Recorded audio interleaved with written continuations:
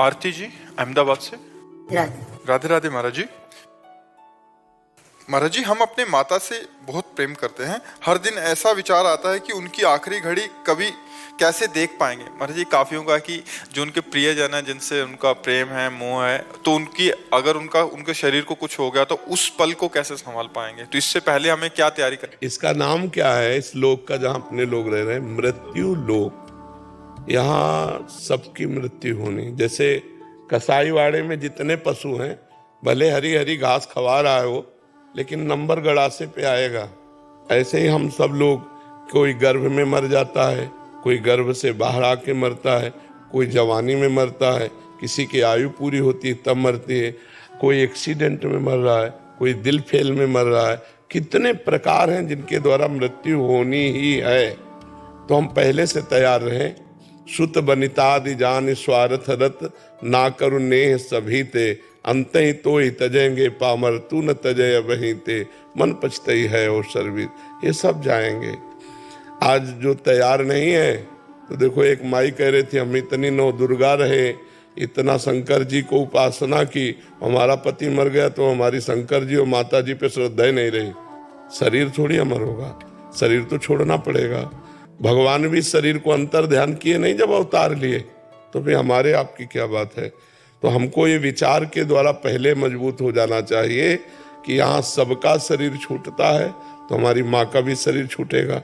इसी बात से तो वैराग्य हुआ था हमें कि यार स्कूल से जब आते कि ये माँ जिसको हम इतना प्यार करते हैं मर जाएगी, फिर हम कैसे रहेंगे। चच्चू ये मर जाएंगे, पिताजी ये मर जाएंगे, तो हमें एक ऐसा चाहिए जो मरे ना।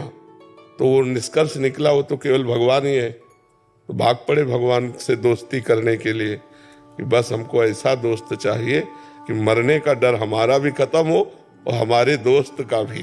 तो हमारे मित्र हैं भगवान, और जिनसे मित्रता की गई उन्होंने हमें निडर कर दिया, निर्भय कर दिया।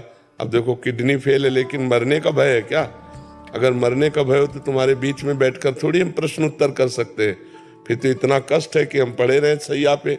बिल्कुल नहीं। भगवान की कृपा से हर समय आनंद बना रहता है। तो हम भगवान की कृपा का आश्रय लें और ये विचार करें कि पुत्र मित्र पति शत्रु जो भी है मरेगा, आज नहीं तो कल मरेगा। ये बात अच्छी नहीं लगती किसी को, लेकिन ये बात सत्य है कि मरना निश्चित है। उन रिश्तों में महाराज जी गाढ़ प्रेम, मतलब एक प्रियता, इसीलिए तो कहा गया है ना करो प्रीत सभी ते। भगवान को देखो उनके अंदर। भगवान देखोगे तो जो है वो निकल गया, शरीर यहीं पड़ा हुआ है। शरीर को देखा, और यद्यपि हम मानते भगवान को ये कहीं ना कहीं, क्योंकि भगवान के जाने पर हम किसी शरीर को प्यार नहीं करते, उसको जला देते हैं। तो अगर हम भगवान को वर्तमान में देखकर प्यार करें तो हमें डर खत्म हो जाएगा कि ये मृत्यु, मरेगा नहीं। मरता कौन है? जीवात्मा निकल गया, शरीर पहले ही जड़ था, उसको जला दिया जाता है, मरा तो कोई नहीं। ये जरूर कि अब हम उससे नहीं मिल पाएंगे। जैसे माँ के शरीर का जीवात्मा निकल गया, अब वो दूसरी योनि में जाएगा, किस योनि में जाके क्या बनेगा, कभी हम माँ के रूप में उसे नहीं देख पाएंगे। तो ये हमारा मोह है जो हमको पीड़ा देता है। काम क्रोध लोभ मोह मद मत्सर, तो 6 दोषों में एक ये मोह दोष है कि लगता है कि अब अगर इनकी मृत्यु हो गई तो।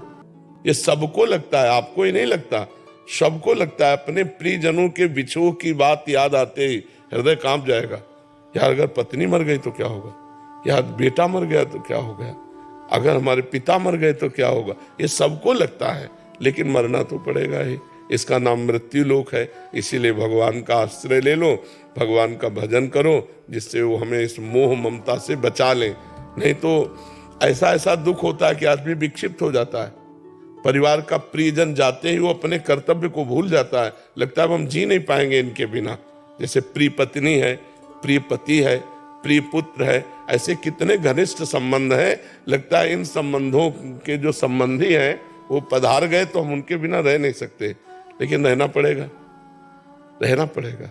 तो हमको नाम जप करना चाहिए, भगवान से प्रार्थना करनी चाहिए कि इस मोह संबंध से मुझे बचा लो, तो वही बचा सकते हैं, नहीं तो बहुत कठिन मोह संबंध है। महाराज जी, पूरी रात दिन मुझे यही विचार आता है कि हम उस घड़ी को शायद कदापि देख। बिल्कुल नहीं, वो तो सबको लगता है अपने प्रियजनों का बिछोह कैसे कोई देख सकता है अपनी आंखों से, पर नाम जप करो, ये सत्य विषय है कि यहाँ से जाना पड़ेगा। अब हो सकता है कि तुम्हारी माँ बाद में जाए, पहले तुम चली जाओ, कोई भरोसा थोड़ी है। कह रही वो चाहती हूँ मैं उनसे पहले चले जाऊँ। इसका कोई भरोसा नहीं। अरे नाच रहे हैं, डीजे बज रहा है और मर गए, नहीं नाच रहे हैं, डीजे बज रहा, मर गए। भोजन की थाल आई, खाना शुरू किया, मर गए। मरने का कोई भरोसा है? प्रवचन कर रहे हैं, मर गए। पर इसका कोई भरोसा, कब कहाँ को। गाड़ी में जा रहे हैं, फिल्मी गाना बज रहे हैं, मस्ती से जा रहे हैं, एक्सीडेंट हुआ, चकनाचूर हो गए। मृत्यु तो कब कहाँ कैसे ले जाए कोई पता नहीं, और कौन चला जाए। डॉक्टर ने हमसे कहा था कि 2.5 वर्ष 3 वर्ष में मर जाओगे। अब हम तो मरे नहीं, डॉक्टर है कि नहीं पता नहीं। हाँ, तो ये मरीज पड़ा है और डॉक्टर गए, तो ये तो कुछ समझ में नहीं आता इस मृत्यु के खेल को, कब कहाँ कौन चला जाए। इसलिए नाम जप करो और भगवान से प्रार्थना करो। मुस्कान गांधी जी चंडीगढ़ से। श्री हरिवंश महाराज जी, आपके ना जाने कितने शिष्य हैं जिन्होंने सब कुछ छोड़कर जिंदगी आपके नाम कर दी। गुरुदेव, क्या हम गृहस्थी भी ऐसा कर सकते हैं कि आपको अपना जीवन, हमारी बात मान ले, जीवन आपका आपके लिए ही है। आप अपने जीवन को परिवार के सदस्यों के प्यार में बांटिए, पर बात हमारी मान लीजिए। हमारी सब बातों की बात है राधा राधा राधा। यदि आप राधा राधा जप रहे हो और अपने परिवार को प्रेम करते हो, परिवार की सेवा करते हो और वो प्रेम सेवा भगवान को अर्पित कर देते हो, तो आप हमारे ही हो। जो गति इनकी होगी वही गति आपकी होगी। बस आपको बात माननी है। अच्छा, ये पास रहकर बात न माने तो क्या फायदा। आप दूर रहकर बात मान रहे हैं तो आपको वही गति होगी जो पास रहने वालों की होती है। क्योंकि आप संपूर्ण संसार का तो त्याग नहीं कर सके, लेकिन संपूर्ण संसार के कर्तव्य के फल का त्याग कर रहे हैं कि हे भगवान, ये 2 घंटा माता पिता की सेवा की समर्पित, 8 घंटे सरकारी नौकरी की आपको समर्पित, और राधा राधा जप रहे हो, वही गति होगी जो इनकी गति होगी। रणवीर सिंह जी। महाराज जी राधे राधे। महाराज जी, 10-12 वर्ष तक मनमुखी होकर बहुत पापाचरण किए, परंतु हमेशा ग्लानिवश दुखी होकर उसी जाल में अधिक फंसता रहा। अभी आपका सत्संग सुन के 5-6 महीने से नाम जप शुरू किया है। महाराज जी, नीच फिर से गिर जाता है, परंतु उठना चाहता है। कोई ऐसी फूंक मार दो कि नाम की रटन लग जाए। वो तो हमें नहीं आती। फूंक तो हमें आती नहीं। जंतुर भी नहीं बनाते हैं, कोई राख वाख भी नहीं देते। बात मान लो तो बात है, बस बात की बात है। देखो, कभी कभी रफ्तार से चलती हुई गाड़ी को ब्रेक मारो ना, तो काफी दूर ब्रेक लगने पर भी चली जाती है। तो जैसे हमारी रफ्तार से गाड़ी गलत आचरणों में चलती रही, तो अचानक हम ब्रेक मारे सत्संग सुन के, तो कुछ दिन हमको दिखाई देगा कि गलत हमसे हो रहा है, लेकिन ब्रेक लग चुकी है। और वो कुछ दिन में धीरे धीरे आपको अनुभव में आ जाएगी, यदि नाम जप कर रहे हो। मेरी नाव फंस गई है। कहाँ फंस गए? पानी में नहीं फंसती नाव। ये नाव फंसती है स्त्री में, रुपया में, नशे में, गलत आचरणों में। यहाँ पानी में नाव पानी वाले को तो धक्का लगा के निकाला जा सकता है, लेकिन ऐसे दलदल में नाव फंसती है जिससे निकालना कठिन। कोई नशा, कोई स्त्री, कोई गंदे आचरण, गंदा व्यवहार, इन्हीं में अपनी नाव फंसी हुई है। नाम पार करवा देगा ना बाबा साहब? अरे पार नहीं करा देगा, सुखा देगा। नाम लेत भव सिंधु सुखाही, करो विचार सुजन मन माही। घोर पापी को भी भगवान का नाम भगवान की प्राप्ति करा देता है। पर एक बात है, अब लो नशानी अब ना नशे हो। आज तक पाप किया, अब नहीं करूंगा, तब उद्धार शुरू होगा। अब पाप भी करते जाओ, नाम भी लेते जाओ, तो बहुत समय लगेगा। तो ये नियम तो लेना पड़ेगा कि ब्रेक मारनी पड़ेगी। थोड़ा ब्रेक मारने पर भी गाड़ी सकिलती नजर आएगी गलत की तरफ, लेकिन वो रुक चुकी है। वो थोड़े 4 कदम बाद पता चल जाएगा कि गाड़ी की ब्रेक लग चुकी है। भगवान संभाल लेंगे।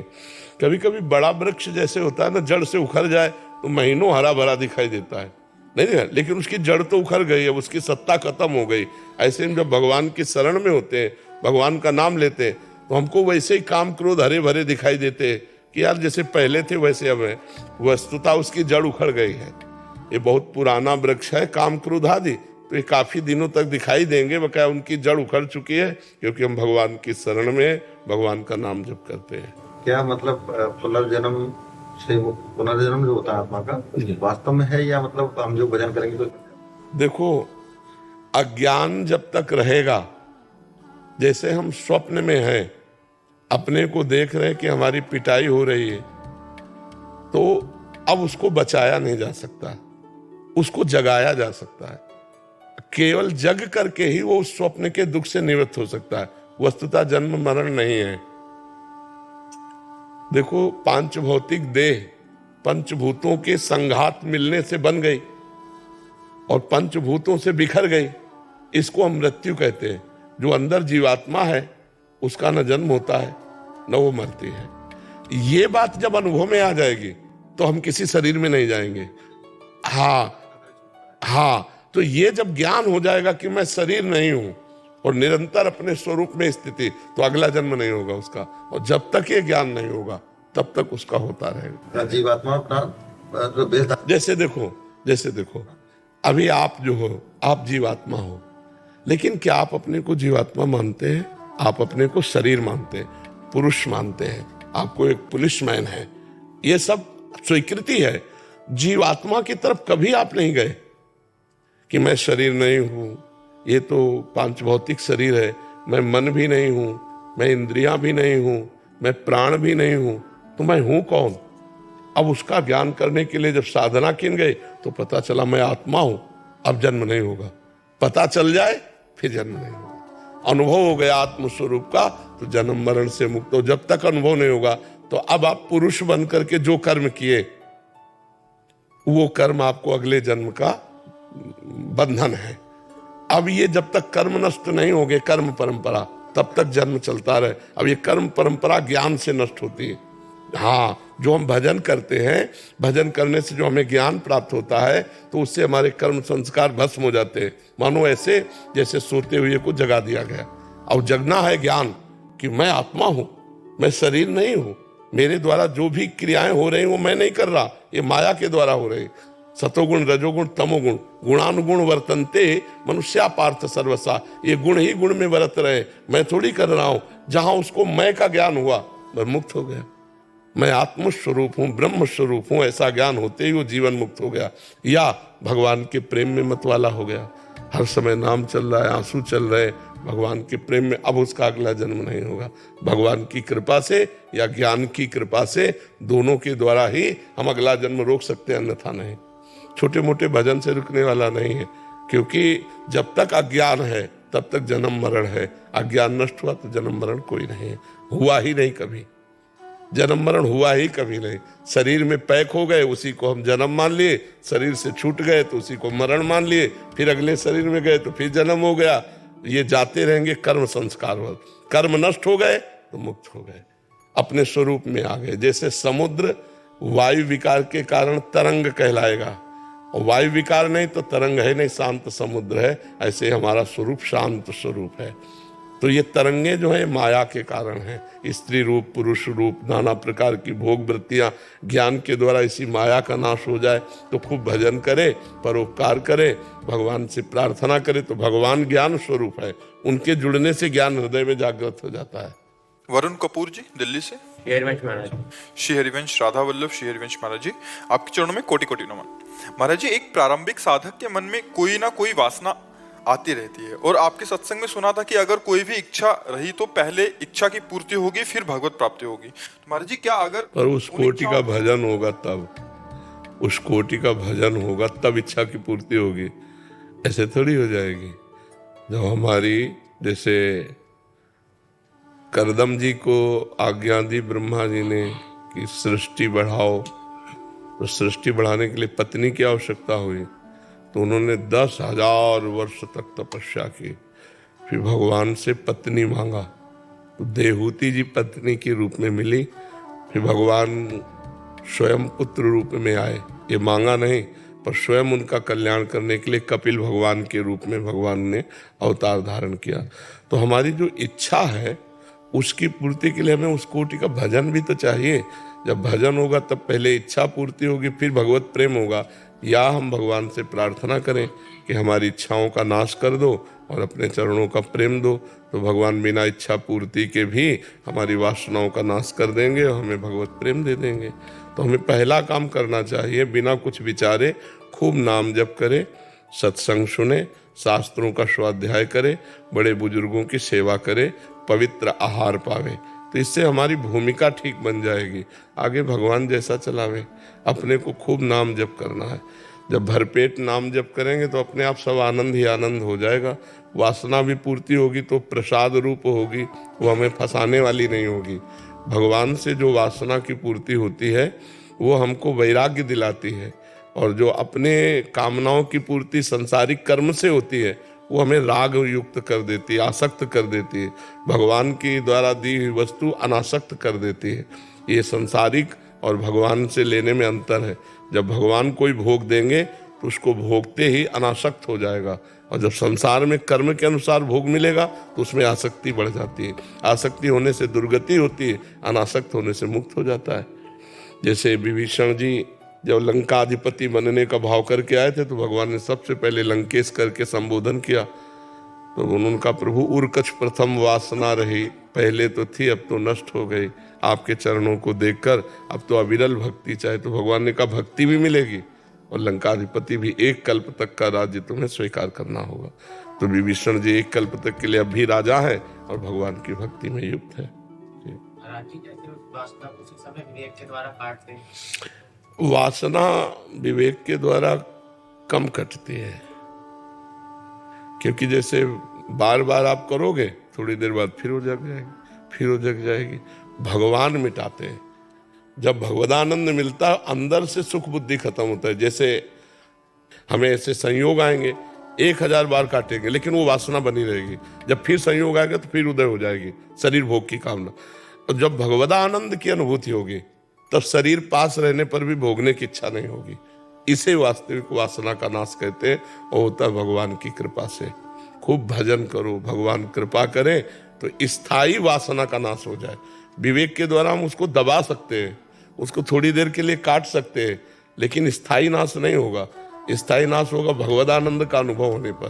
भगवान की कृपा से जब आनंद का अनुभव हुआ तो सब घृणित भोगों की तरफ घृणा हो गई और सच्चिदानंद में रति हो गई, वो बात अलग है। तो भगवान से प्रार्थना करता रहे और नाम जप करता रहे। हेतल जी अहमदाबाद से। राधे राधे। महाराज जी राधे राधे, आपके चरणों में कोटि कोटि प्रणाम। महाराज जी, हम अपने जन्म का सही उद्देश्य कैसे जान सकते हैं? भगवान ने इस साधु समागम के द्वारा प्रथम भगति संतन कर संगा। हमारे जीवन का उद्देश्य क्या है ये सत्संग से पता चलता है। जब हम साधु समागम करते हैं तो पता चलता है साधन धाम मोक्ष कर द्वारा। ये मनुष्य शरीर साधना का धाम है और मोक्ष प्राप्ति के लिए है, भगवत प्राप्ति के लिए। इसका उद्देश्य केवल इतना नहीं है, हमारा उद्देश्य ये सब कर्तव्य करते हुए भगवान का स्मरण करते हुए भगवत प्राप्त हो जाए। हमारा दोबारा जन्म न हो, अगर जन्म हो तो उत्तम मनुष्य योनि मिले और भगवत भक्ति संपन्न रहे और भगवान की जय जयकार करते हुए जन्म व्यतीत करें तो सार्थक है। तो हमारे मनुष्य जन्म का उद्देश्य है भगवत भजन, भगवत प्राप्ति। अगर ये नहीं हुआ तो ये सब करते हुए भी हमारी दुर्गति नहीं रुकेगी। दुर्गति रुकेगी भजन से। जिन हरि भगत हृदय नहीं आनी, जीवित सौ समान प्रेप्यानी। जिसके हृदय में भगवान की भक्ति नहीं, वो जीते जी मुर्दे के समान है। महाराज जी, ये जब बहुत लेट पता चलता है तो बहुत अफसोस होता है कि कोई बात नहीं, आखिरी श्वास भी काम कर जाएगी। अब जितनी श्वासें हमारी बची हैं, अगर हम इतनी श्वासों में राधा राधा रटते हैं, मान लो हमारे पास 2 श्वासें हैं, हमने कहा राधा राधा और मर गए तो राधा की प्राप्ति हो जाएगी। अंतःमति सोगति। अगर अंत में अपने पुत्र के बहाने नारायण पुकारा जा मिलने तो नारायण भगवान मिल गए ना। तो हमारी जितनी श्वासें हैं, खड़वांग जी को पता चला कि 2 घड़ी, अब 48 मिनट हमारे पास टाइम है, तो 48 मिनट उनका बहुत है। 48 मिनट और आंख मूंदा और चित्त वृत्ति भगवान में लगा दी, 48 मिनट में भगवत प्राप्त हो गए। तो हमको ये डरना नहीं है, जितने भी सेकंड हमारे पास हैं भगवत प्राप्ति के लिए पर्याप्त है। बस उसमें नाम शुरू कर दें, राम राम, हरि हरि, कृष्ण कृष्ण, राधा राधा। जो नाम प्रिय हो वो नाम निरंतर जपते रहें, तो जिस श्वास में नाम लेकर प्राण छूट गए हमें भगवान की प्राप्ति हो जाए। हमें पता कैसे चलेगा कि हमको भगवान ने किस कार्य के लिए भेजा हुआ है? संत समागम से बताया ना, क्योंकि ऐसे आपको क्या पता चलेगा? अगर आप असंत जनों का संग करोगे तो वो यही शिक्षा देंगे, मात पिता बाल कहीं बुलावे, उदर भरे सोई जतन सिखावे। पर कई बार अच्छे कर्म करने के बाद भी पेन होता है, तकलीफ होती है। पूर्व जन्म के पाप कर्म के अनुसार अच्छा कर्म कभी दुख नहीं देता। जैसे हमने अभी अच्छा कर्म किया, हमारे शरीर को पेन हो रहा है, तो पूर्व जन्म के कर्म से, ये वर्तमान का कर्म नहीं है। अच्छा कर्म कभी दुख नहीं देता और बुरा कर्म कभी सुख नहीं देता। तो हमारे द्वारा जो बुरा कर्म हुआ वो आज अच्छे कर्म करने पर भी हमें दुख दे रहा है, नहीं देख रहा। तो इसलिए हमको धैर्यवान रहना चाहिए कि मेरे ही किसी कर्म का फल मुझे दुख दे रहा है, लेकिन आज मैं अच्छा हूं, इसलिए आगे दुख नहीं मिलेगा, आगे अच्छा जीवन होगा जी। क्योंकि कई बार ऐसा देखते हैं कि हम अच्छा कर्म कर रहे हैं, हमको फल की प्राप्ति कम हो रही है, जो बुरे कर्म कर रहे हैं उनको ज्यादा फल की। शायद इस पर हजारों बार बोल चुके हैं कि हमारे पूर्व के प्रारब्ध कर्म होते हैं। अभी अभी इस बच्ची से कहा कि अभी कहा नहीं, तो ये होता है हमारे पूर्व कर्मों के आधार पर। दादाजी महाराष्ट्र पूना से महाराज श्री हरिवंश महाराज जी, आपके चरणों में कोटि कोटि प्रणाम। गुरुदेव, चित्त में अखंड प्रिया प्रीतम का रूप, मुख में नाम और अखंड धाम वास कैसे हो? मृत्यु सब छीन लेगी, इससे पहले सब में आसक्ति कैसे छोड़े? भगवान से प्रार्थना करो, क्योंकि जासु कृपा सब भ्रम मिट जाए, गिर जासु कृपालु रघु। एकांत में भगवान से रो कि प्रभु मेरी सामर्थ्य नहीं कि मैं भजन बल से तप बल से आप तक पहुंच सकूं। इतना आसक्त चित्त है शरीर में, शरीर संबंधी भोगों में, शरीर संबंधी रिश्ते नातों में, तो नाथ हमें सामर्थ्य दो। जब हम घर से निकले थे तो भगवान से यही प्रार्थना की थी कि मेरा कोई साथी नहीं है, आप हमको सतमार्ग दिखाना, कहीं मैं भ्रमित ना हो जाऊं। घर छोड़कर भाग तो रहा हूं पर मुझे पता नहीं कहाँ जाना है, किससे मिलना है, कौन सा मार्ग चयन करना है।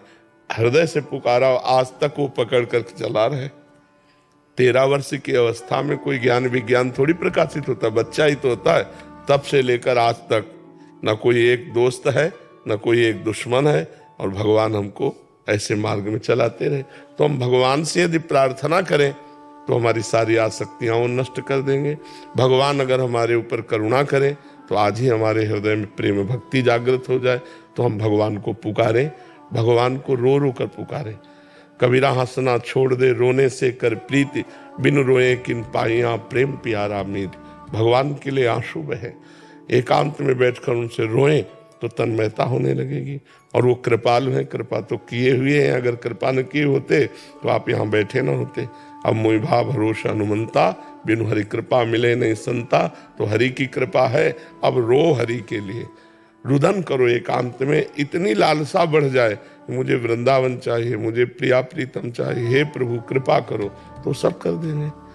वो बड़े कृपालु हैं। दूसरा कोई साधन बल नहीं इसमें, यह गुण साधन ते नहीं हुई, तुम्हारी कृपा पाओ कोई कोई।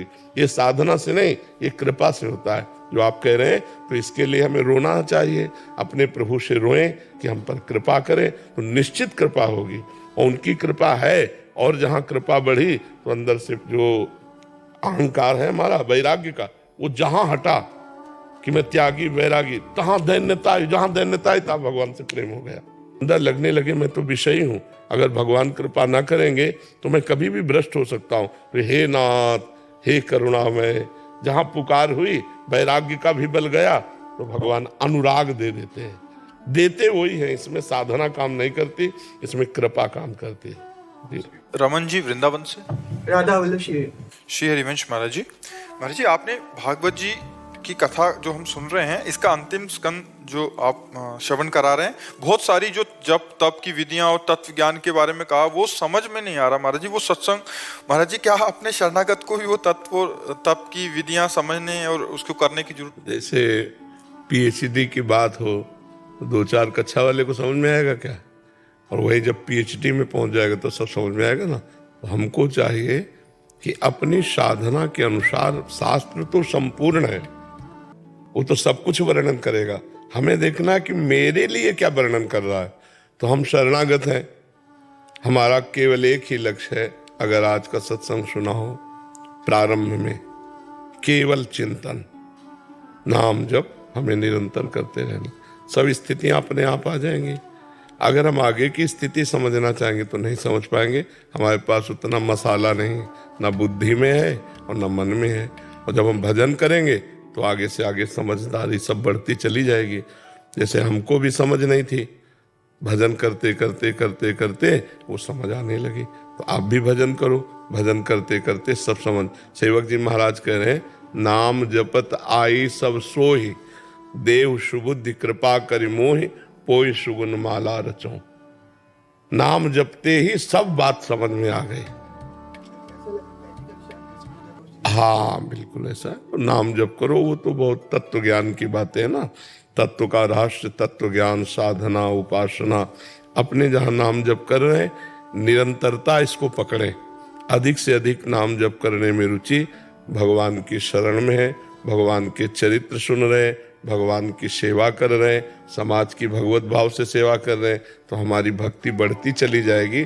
और जब भक्ति ऊंचाई पे आती है तो तत्व ज्ञान अपने आप प्रकाशित हो जाता है, जो लिखा है वही दिमाग में चलने लगेगा, तब फिर ज्यादा समझ में आएगा। दिमाग में चल रहा है, जैसे अपनी स्थिति की बात आएगी तो आपको तुरंत समझ में आ जाएगी, स्थिति के बाद खोपड़ी के ऊपर चली जाएगी। नहीं, जब हमारी ऊंचाई बढ़े भजन की तो बात समझ में आएगी। अपने लोगों को जैसे ना एक एक अक्षर समझ में आ रहा, क्या कह रहे हैं सूत जी, क्या कह रहे हैं शौनक जी, क्या कह रहे हैं सुखदेव जी, तो एक कृपा से समझ में आ रहा, कोई विद्वता से थोड़ी समझ में आ रहा है। कक्षा 9 पढ़े, विद्वता को तो सवाल ही नहीं। जब नाम जप करो, भजन करो तो कृपा होती, कृपा से ज्ञान चक्षु खुलते हैं, फिर वो बात समझ में आ जाती है। तो खूब नाम जप करो।